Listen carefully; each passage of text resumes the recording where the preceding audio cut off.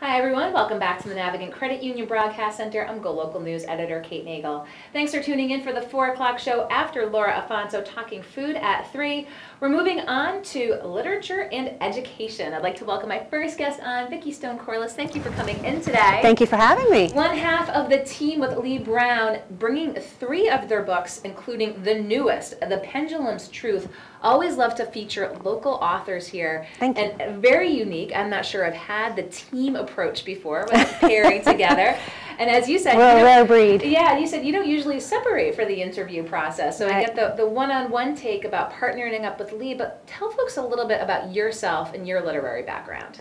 Sure. Well, my career is in marketing, or was in marketing. I had an over 30-year career in marketing, so I was experienced with all kinds of writing, from annual reports and newsletters to press releases and pitch letters. But I, first and foremost, have always been an avid reader. And when Lee and I became friends and were looking for that next idea of what to do with our lives, writing was sort of a natural next step for me with the reading background and the writing experience. So when you said, I'm going to do some writing, I think I want to partner with Lee. Talk with us about that partnering thought and process, you know, from sort of soup to nuts. I mean, who had the first, maybe we should write something together suggestion? We became friends before we became co-authors. So again, we met over books. We met through our sons who were playing baseball together. And when the boys went off to college, Lee and I sort of looked at each other and said, it's time for us to write our own next chapter. Pun intended is my new line. And so at that point, we literally put together our bucket lists. And when we compared them, we found that writing was something that we both shared and had an interest in doing. I had always loved it in my career. That's why I made a career of it. But the idea of writing a novel was a novel idea for both of us and something that we both really grabbed onto. So coming up with that concept of coming up with that first book, I mean, I can't wait to get to The Pendulum's Truth, but you have 3 together. So how did you say, this is what we want to write about? Second Chances was a long time in the making. It was our first book. I call it our firstborn, and as such holds a very special place in our hearts. But it took 4 years and 3 attempts. We were both still working at other jobs at the time, so in order to be fair to our work places of employment and to be fair to ourselves and the effort to write a book, it took a lot of time because we didn't have much time to really put to the book. But it took 3 attempts because we didn't get the story right, and we were very focused on making sure we were writing a book that had all the critical elements of a good read. So we did a lot of research, and we also have a lot of, as I said, experience just from being avid readers ourselves to bring to the pages. We tried to write something that we would want to read ourselves. Okay. So Second Chances, and talk with us about that sort of workflow, you know, working with a co-author and sitting down, the pen to the paper, the fingers on the keyboard. How does that process work, sharing that process together? What's the back and forth like? It's a lot of back and forth from the very beginning. We outline every single story from start to finish verbally. Okay. We talk to each other. We have been locked up in cars for 6 hours as we're driving to different book events and so forth, and we use that time to hash out our next stories or to hash out ideas for stories down the road, if you will. And so as we hash it out verbally, Lee is taking copious notes, and once we have an outline in place, then we go through and we literally develop all of the characters themselves. You know, what do they bring to the story? Are there things about them that would really help us develop a little bit of a twist or a turn or something catching within the story itself? And then we outline each and every chapter. And that's where we, initially at least, go to our separate corners and we write individual chapters ourselves and edit. Ooh, there you go, live TV. We will edit our own work or edit each other's work throughout the whole writing of the stories, and then at the very end we also have a professional editor who goes through it with the fine-tooth comb. So you talk about the two kind of false starts with second chances. So had you gone through the whole process and just said, I just don't think this is what the vision had been? What was the restart saying, let's try it again, and the third time was the charm? I can tell you the first attempt, I remember clearly there were just way too many characters. I think we had something like 16 people and 5 or 6 different storylines going on within the subtext of the overall story, and it was just too much, and we said we have to pare it way down. And then we just, yeah, as we started working on the second version, it just wasn't grabbing us. As I said, we always use that standard of, would we want to read this? Would we find this interesting? Would it make us want to keep turning the pages? And it didn't. So we worked at it until we found something that did. So the third time was the charm with second chances, and then the Pie Sisters. Tell us a little bit about novel number 2. Pie Sisters. We had the title The Pie Sisters even as we were writing Second Chances. The Pie Sisters takes place in upstate New York on Canandaigua Lake, which is one of the Finger Lakes in upstate New York. It's also a place where I've spent many summers. I have an aunt who has a cottage up there on the lake, and I have just fallen in love with it. And my family, I have 4 sisters and a brother, and we and our families, as our families have grown, go every year to spend summers there. And there is a market in Naples, New York, called Joseph's Wayside Market that has a fabulous bakery section. And every time we're in the area, my sisters and I go traipsing down to Joseph's Market and buy ourselves stacks of their pies, raspberry pies and apple pies and you name it. And after doing this for many, many years, we traipsed in one day, and as we were entering the market, one of the employees looked up and said, "Here come the Pie Sisters." And I just fell in love with it. It made me feel like I had truly arrived, like I was part of the community. And somewhere in the back of my head, I thought, someday that might make for a good book title. So when Lee and I were writing Second Chances, I said, when we get this one done, our next one's going to be called The Pie Sisters. Now, you talk about going into the store and them identifying you as the Pie Sisters. Is there any autobiographical element to this book at all? Not in terms of people or characters. Okay. The setting, absolutely. Experiences. The other reason the Pie Sisters is so special to both of us is because Lee also spent many summers on a lake in Maine at her family's camp. And so we discovered in talking about it that we have a lot of the same summertime traditions, the 4th of July fireworks, the midnight skinny dipping and catching fireflies and all of that. So it was just the experiences and the traditions are absolutely a part of our lives as well. But no, all the resemblances to characters, real or otherwise, are completely fictional. And finally, The Pendulum's Truth, the third now, just published. So tell us a little bit about this one. The Pendulum's Truth is based on the premise of everything happens for a reason, which I know Lee and I firmly believe. We have found over the last several years in talking to people that many of you out there do believe in that as well. And if you don't, I think it's just an intriguing idea to contemplate the possibility of what our life journey means and what it's all about. Why do things happen to us? So our main character, Ava Dell, is somebody who believes that everything happens for a reason. She also believes she knows why. And with the help of her pendulum, tries to share her insight and her guidance with her friends and loved ones. And at some point, her guidance goes terribly wrong, and she's forced to deal with the consequences, and she's forced to really self-examine herself and decide how much ownership she needs to take of the debacle that has been created. Ooh, sounds intriguing. We try, we try. So we're going to bring Lee out, but while I still have you here, Vicki, 3 books now. 4th, 5th, 6th in the works? Oh, absolutely, absolutely. Germinating as we speak. Very good. Well, we'll be sure to have you both back in when you have the new titles out. But again, The Pendulum's Truth is the latest one in the series. So don't go anywhere. We're going to be right back here with Lee in the Navigant Credit Union Broadcast Center.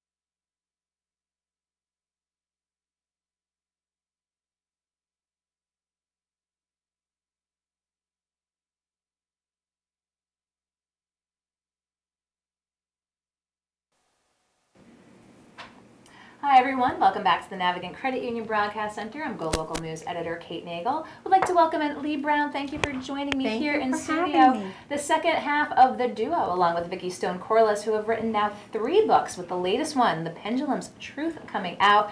Decided to split you up to get each of your takes about pairing up with another local writer to have a team approach to putting out books. So tell us a little bit about your background, and then we'll talk a little bit how you got paired up with Vicki and wrote these novels. Sure. So my background is very different from Vicki's. I actually started as a corporate financial analyst for many years, and once I had a family, left that industry and became a creative decorative painter. So I like to say to everybody, I've really handled both sides of the brain, the left hand and the right hand. So together as a team, we work out terrific, because she has the creative background with the marketing and PR, and I am the bean counter of the group. So it's a great partnership. The bean counter. So Vicki gave us a little bit of the insights about how you were friends, talking about that next chapter when kids went off to college and saying what we really wanted to do together. So she went through each of the novels and talk with, give your take on the process of partnering up and being that team that puts together they's novels, and they'll go through each of the ones. Absolutely. So I consider myself incredibly lucky to be part of a partnership, because we really do push each other to be better writers, and we also keep each other on track, which is great. I think we hear often from our single writer friends, it's really difficult, particularly when you have writer's block, or you don't know how to get a character to where you want it to be. And so we are very fortunate that we have each other. So if one person isn't feeling it, the other person can step in and help, which is great. So Vicki told us you're the copious note taker?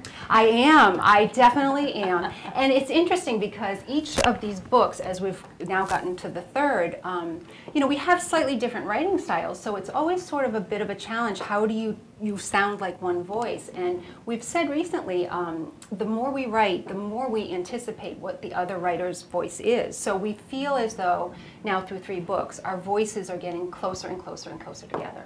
So Vicki walked us through a little bit each of the books and a little bit of the inspiration behind them.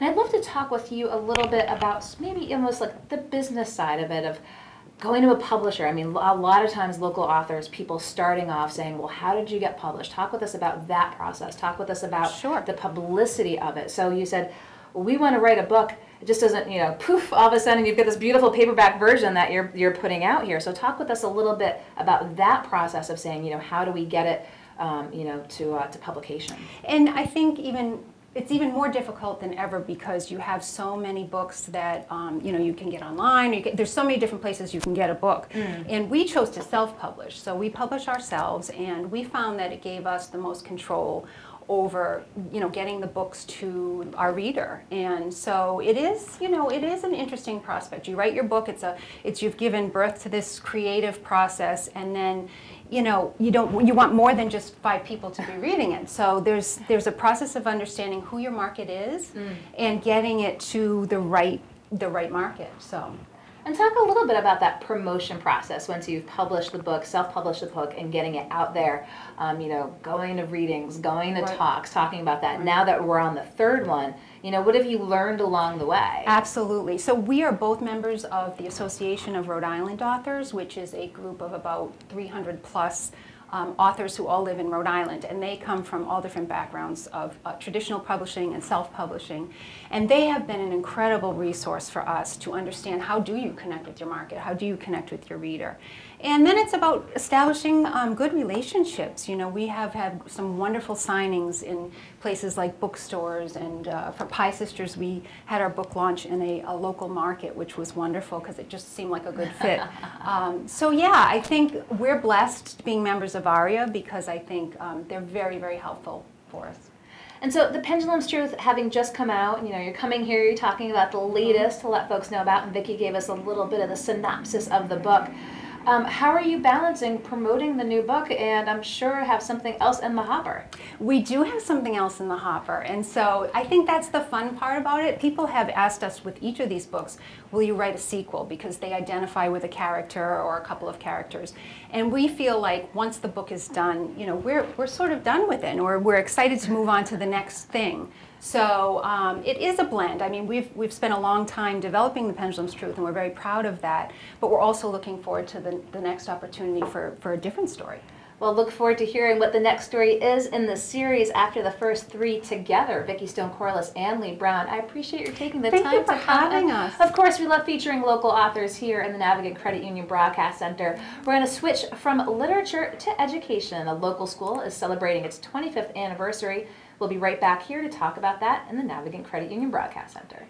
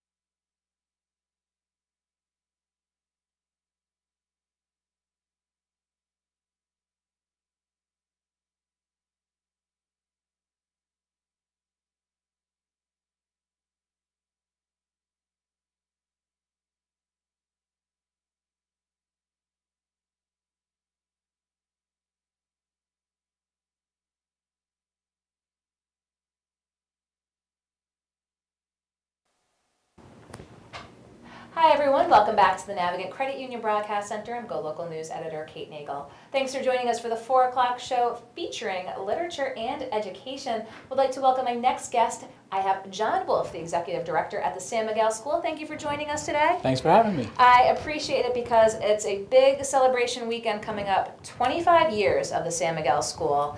And wanted to start before we even go into the quarter century mark for you to tell folks a little bit your path to San Miguel.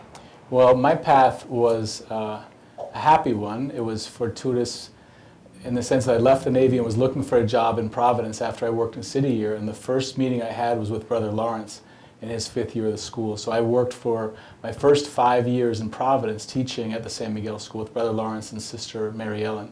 And it was a great first 5 years of teaching. And did you envision down the road you would go from teaching into the leadership capacity to really take the helm of the school as it enters its next 25 years? No, I never had that thought.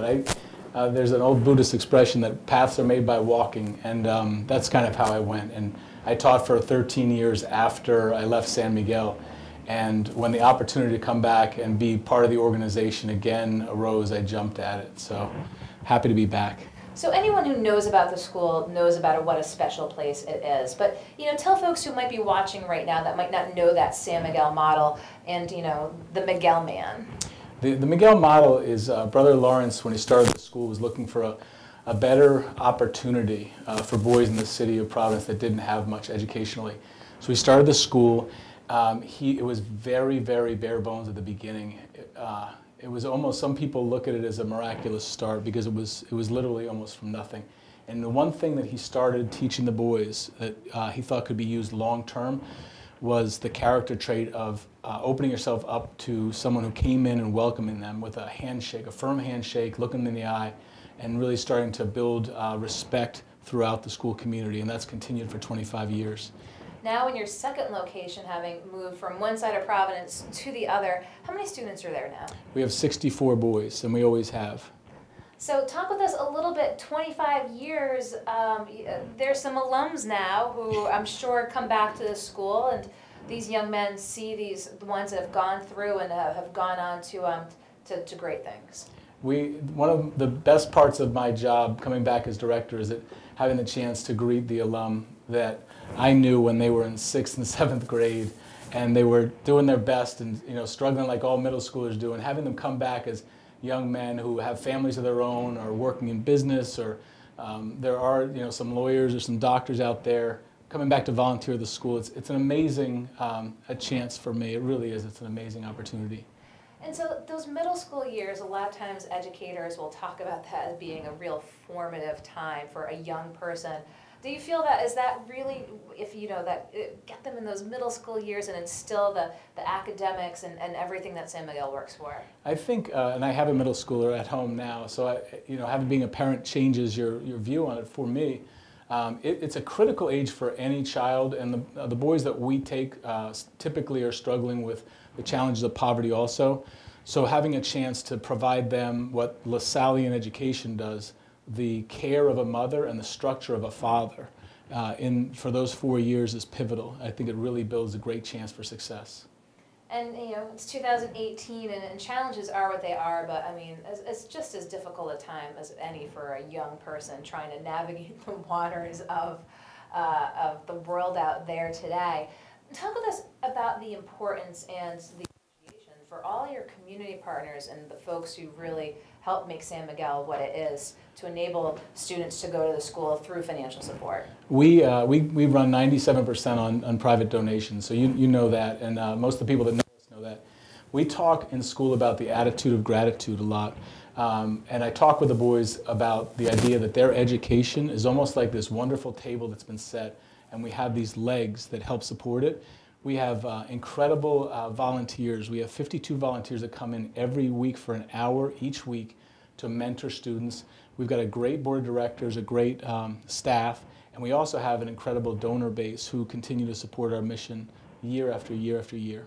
So you are celebrating 25 years coming up. What's the celebration going to be like? It's a huge celebration for our history. It's a great mark, and I don't think any of us could have imagined how wonderful it's become over 25 years. Maybe Brother Lawrence, because he was that visionary leader that we had and still have, thankfully. Friday night, we're going to be at Roads of the Patuxent, and we're going to have a major party. We're bringing back over 50 alum, a lot of volunteers who were there from the beginning, and donors and staff and LaSallian volunteers, and we're really excited to celebrate. And so, any thoughts looking towards the future? You have the structure, you have the model. Is there anything that, if you had a wish list, or is it to, you're like, oh, if we had a wish list. But, that's when you talk with donors and you talk with supporters and you have that thought of, this is how we could even enhance the experience. What are those thoughts? I think they're very specific. If anyone has $10 million out there and they're having tax struggles, then please bring it. But I think more holistically, my thought, my wish, my deepest wish for our volunteers, for our donors, for our staff and students, is to take a second and try to be what Brother Lawrence was 25 years previous. Try to imagine how much greater that school and that educational opportunity could be 25 years from now, and have people climb in as if we were starting up now. I'd love to come back. If you'll invite me back in 25 years, I'll be back. I like that challenge to come back in 25 years.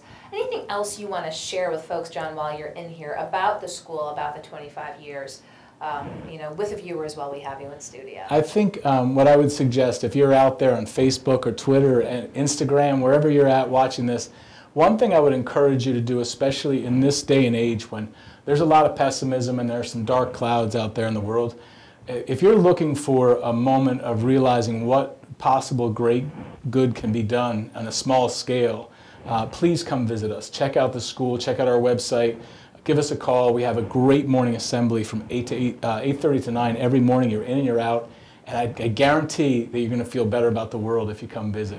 Indeed, I've been to a morning ceremony before at the San Miguel School, but again, congratulations on this 25-year mark, the big celebration taking place this Friday at Rhodes. I'd like to thank Maddie Parmenter, board member, for making this possible as well. And of course, Brother Lawrence, who started San Miguel 25 years ago. What an accomplishment, and I wish you all the best moving forward. John Wolf, thank you so much for taking the time to come into the studio. Thank you so much for the opportunity. So as I told you, literature and education today here in the Navigant Credit Union Broadcast Center. If you missed the 3 o'clock show, Laura Afonso talking pasta, ice cream, and more, the best of local food at the 3 o'clock hour. We'll be back here in studio tomorrow for more Go Local Live. We look forward to seeing you. Of course, in the meantime, go to golocalprov.com and catch us on Facebook. I'm Go Local News Editor Kate Nagel.